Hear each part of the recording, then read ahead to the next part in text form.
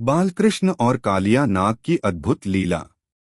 वृंदावन की पवित्र भूमि। वृंदावन एक ऐसी पावन भूमि जहां सुबह की पहली किरण जैसे ही धरती को छूती थी, गायों की घंटियों की मधुर ध्वनि वातावरण में गूंज उठती थी। हरे भरे वृक्ष, खिलते हुए कमल और शांत बहती यमुना, सब कुछ मानो किसी स्वर्गिक चित्र की तरह सुंदर था।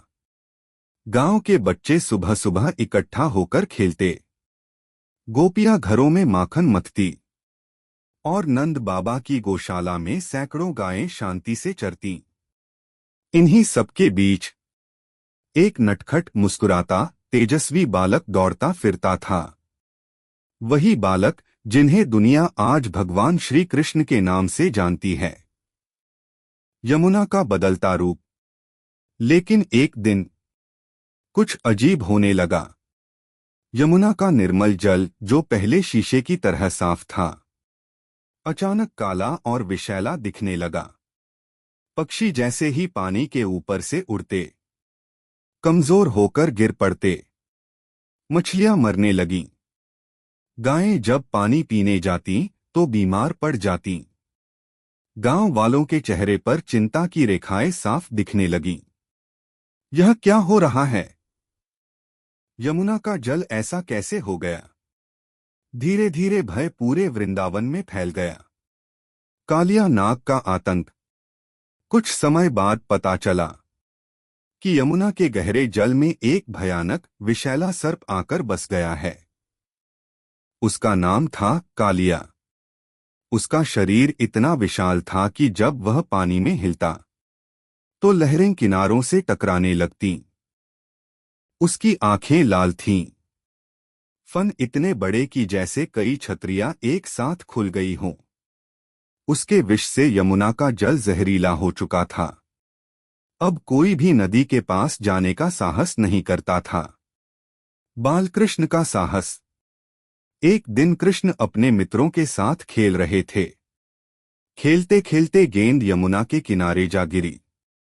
मित्रों ने डरते हुए कहा, कृष्ण, वहां मत जाना, वहां कालिया नाग रहता है। लेकिन कृष्ण मुस्कुराए। उनकी मुस्कान में भय का नामो निशान नहीं था। उन्होंने शांत स्वर में कहा, जब तक मैं हूं, वृंदावन को कोई हानि नहीं पहुंचेगी। विषैले जल में छलांग।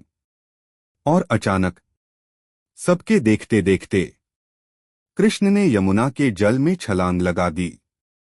पूरा वृंदावन स्तब्ध रह गया। यशोदा मैया को जैसे ही यह समाचार मिला, उनका हृदय कांप उठा। नंद बाबा चिंतित होकर नदी की ओर दौड़े। गोपियां प्रार्थना करने लगीं, हे ठाकुर जी, हमारे कान्हा की रक्षा करना। कालिया का प्रकट होना। गहरे जल में कालिया नाग ने अपनी विशाल देह को हिलाया। उसकी आंखों में क्रोध की ज्वाला थी।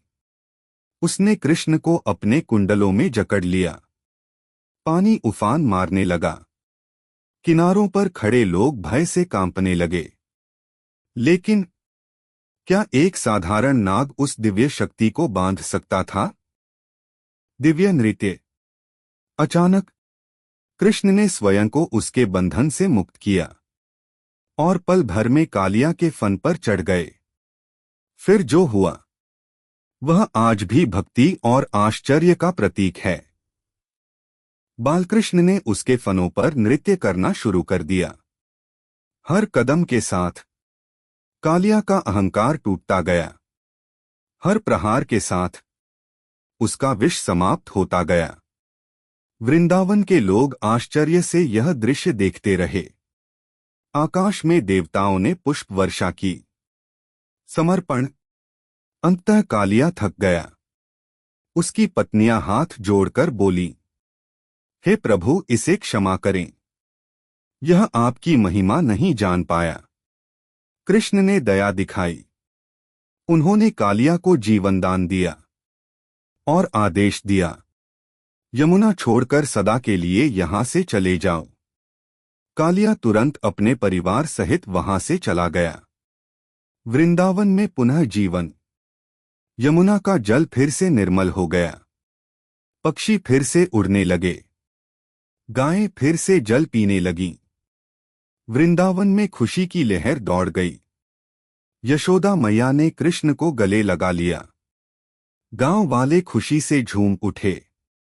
इस लीला से सीख, कालिया केवल एक सर्प नहीं था, वह हमारे जीवन के भय, अहंकार और नकारात्मकता का प्रतीक था।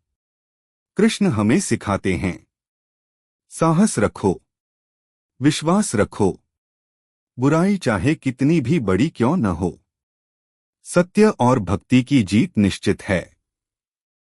जब हम अपने अंदर के कालिया को पहचानते हैं और उस पर विजय पाते हैं, तभी हमारा जीवन भी यमुना की तरह निर्मल हो जाता है। समापन।